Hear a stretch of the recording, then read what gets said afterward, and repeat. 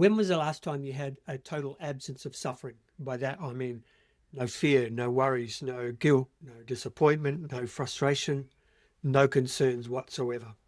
Doesn't happen very often. However, with Vedic meditation, that's an experience you can have on a regular basis. You can have an experience of no resistance, no suffering whatsoever. So this is our subject for discussion today, Vedic meditation, the path to no resistance. And ultimately, it's all part of creating your path of least resistance. Just this episode alone is going to get you 80% there. If you don't listen to any other episodes, you'll be fine just with this one, because this one's going to do the heavy lifting when it comes to releasing stress that's accumulated in the body, helping you regulate the destructive stress that's coming at you, or the destructive stress opportunities, if you like, that are coming at you on a daily basis, and to help you bring more of the productive stress into your life so you get just that right balance. Minimal destructive stress, just the right amount of productive stress, so you can enjoy a life of flow, a life of fulfillment, a life of excitement, acceleration, a life of joy, if you like. And as much as anything, Vedic meditation also gives you a different reference point for life. So for example, when we're talking about the path of least resistance, our point of reference is resistance. So we're looking for less fear, less worry, less frustration, less disappointment, less guilt. So we're kind of, our baseline is sort of, it's a bit murky and unpleasant.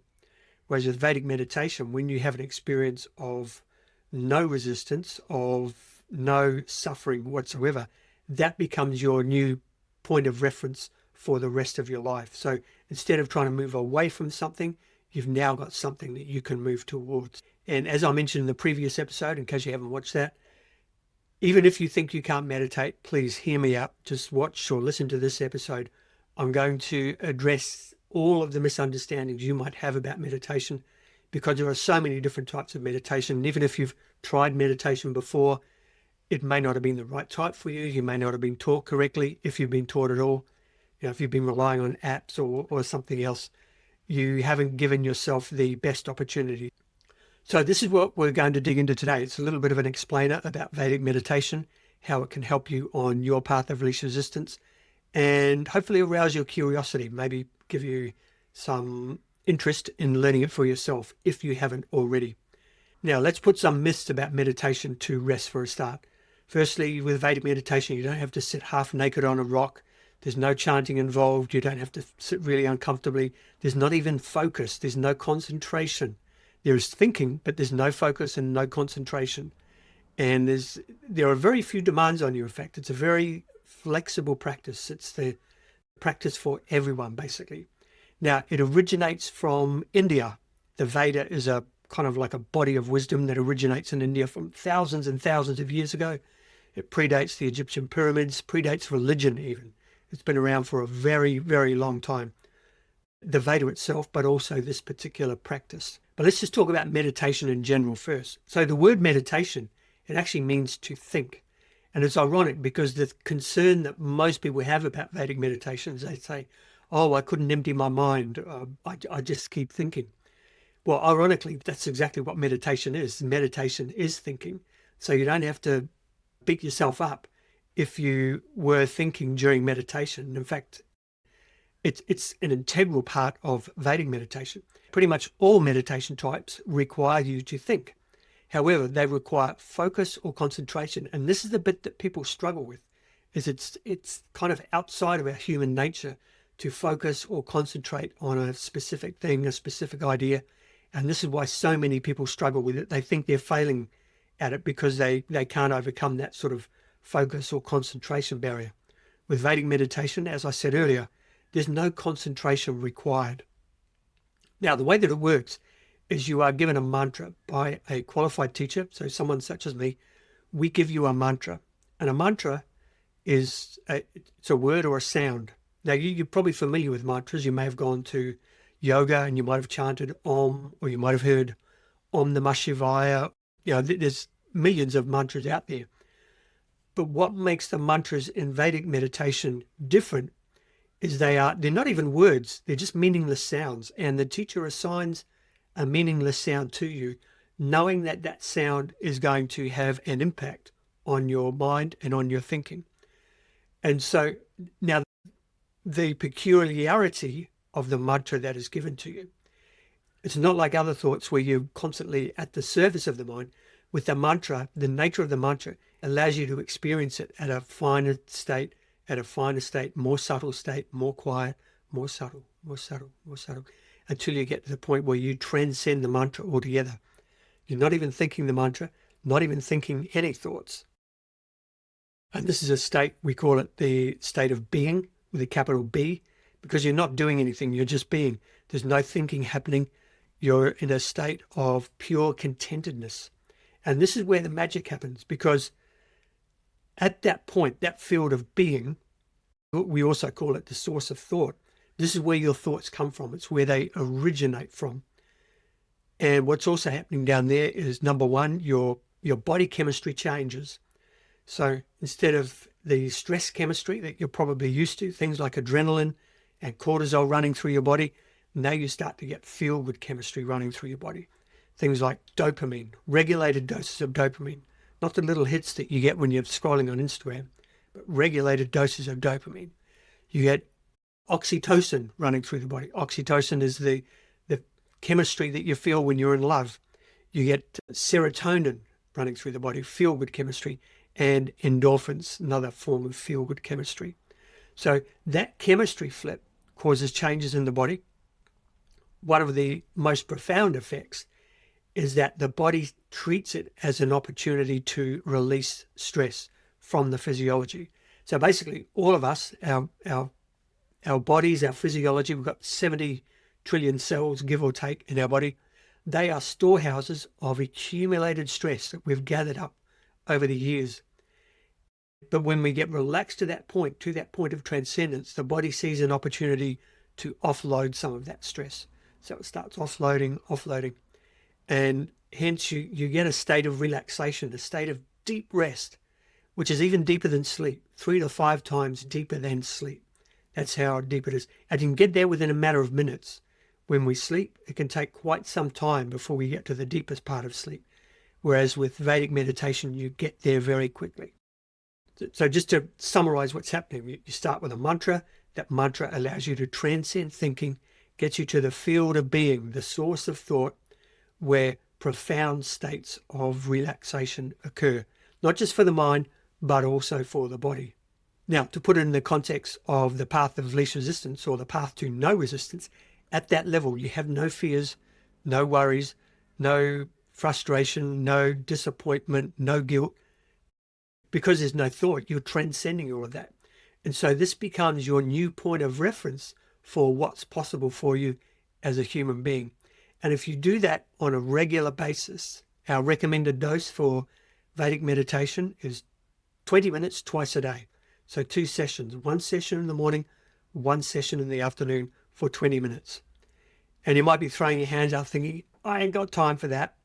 One of the many benefits of Vedic meditation is it doesn't take time, it makes time. So even though you're setting aside these 2 20-minute chunks each day, that will pay you back in terms of productivity, less time wasted doing other things. Because you're not so stressed out all the time, you tend to run more efficiently and so on. So to be honest, the time concern isn't really a concern at all. It's actually the commitment that's the hard part. But I'll talk more about that later. So as you can see, it's a very paradoxical practice. We're using thinking to go beyond thinking, thoughts to go beyond thoughts. And at the same time, thoughts are actually allowed during Vedic meditation. And this is why you need a teacher to teach you how to do it properly, because without the deeper understanding of the practice, this stuff can go way over your head and you can just end up experimenting and frustrating yourself because you don't quite have a full understanding of how it works. And so when we're at that state of deep rest, that field of being, even the brainwave function changes. So you can get down to theta states, or theta, depending on how you want to pronounce that, and alpha brain states. In that state, that's where the magic really happens. You're, as I mentioned earlier, you're going beyond the subconscious down to that area, that a field of being, that source of thought, which we could also call the superconscious. One of the inevitable impacts of being down at that superconscious level is that you tend to be inspired more, you tend to be more creative, your problem-solving capabilities increase, your decision-making capabilities increase. And all of this contributes to that productive stress that I was talking about earlier. Productive stress being the stress that allows you to rise to a challenge, that helps you evolve, that helps you develop better skills and evolve more as a human being and basically enjoy life. So how do you learn Vedic meditation? What's the correct way to do it? Vedic meditation, if taught properly, is taught over 4 short lessons. They're taught on consecutive days. Each lesson goes for about an hour to an hour and a half. In the first lesson, you are given your mantra by the teacher.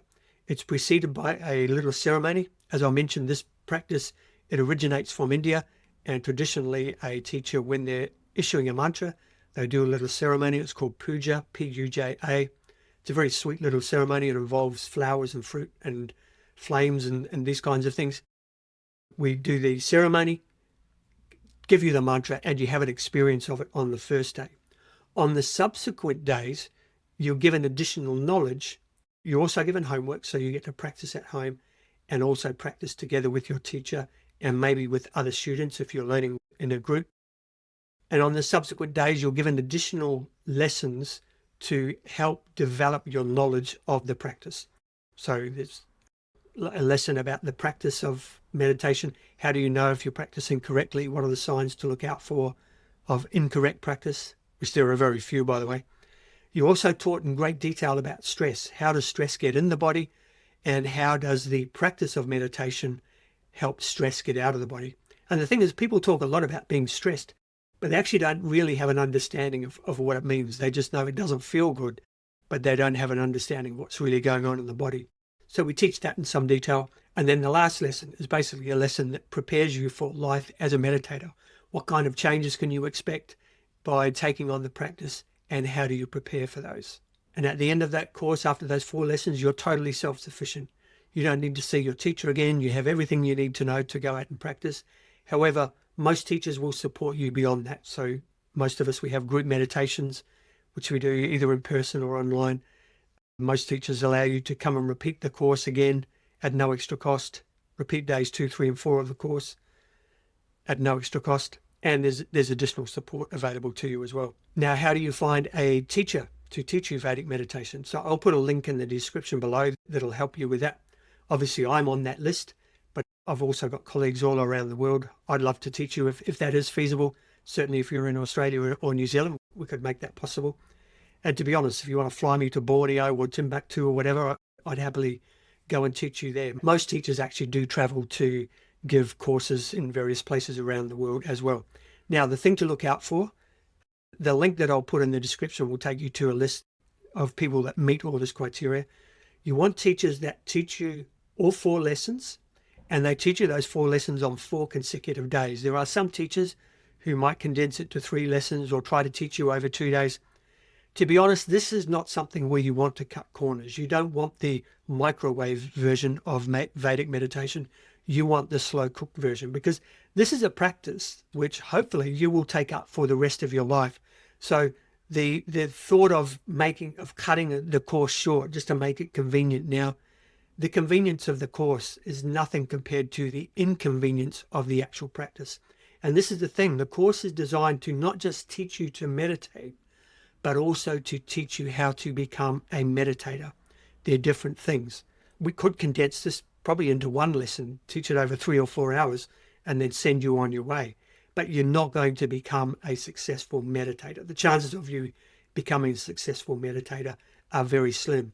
So the course is designed very specifically to give you a balance of practice with the teacher, practice on your own, practice with the teacher on your own, over that period of 4 days. The knowledge is drip fed to you so that by the time the course of instruction ends, you've got the level of experience, the level of knowledge that you need in order to continue the practice beyond that. And plus, you've also got the support of the teacher beyond that. So please do yourself a favor. Don't try to cut corners. Don't try to make it convenient just to fit it into your schedule. So you want to give yourself the most solid foundation you can, and know that you're working with a teacher who's going to support you in your commitment moving forwards. Now, even if you can't find a teacher on that list who is nearby you, it'll be worth your while to travel to them to do a course if you can, or in some cases they may come to you depending on what else can be arranged in your city. They might have other people in your city who have inquired, and then when they've got sufficient numbers, they will come to it. So don't write yourself off just because you don't see a city or a town nearby you that has a qualified Vedic meditation teacher. So that's it. That's a very brief overview on Vedic meditation. Once you do find a teacher nearby you or someone who you think you want to work with, that will give you more details about the course itself and what it might be like to work with them. But the main point I wanted to get across today is the path of least resistance. Vedic meditation can get you 80% there, and it can give you a lived experience, one that you can experience on a regular basis, an experience of no resistance, no suffering, no worries, no fear, no disappointment, no frustration. That is possible for you. It'll take a little bit of effort, but I promise you it's going to be worth it. In the next episode, we're going to address the subject of doing nothing. For a lot of people, especially high achievers, the idea of doing nothing for 20 minutes twice a day, that can be threatening to them. So I'm going to be going into that into a little bit more detail, talking about how you can slow down in order to speed up, how you can get a return on your investment in terms of the time spent doing nothing, not just with Vedic meditation, but also with other aspects of your life as well. So that episode is ready for you now. It's called Life Rewards in Action. Hopefully I'll see you there. But either way, please remember, choose your path of least resistance and see where it takes you. Bye for now.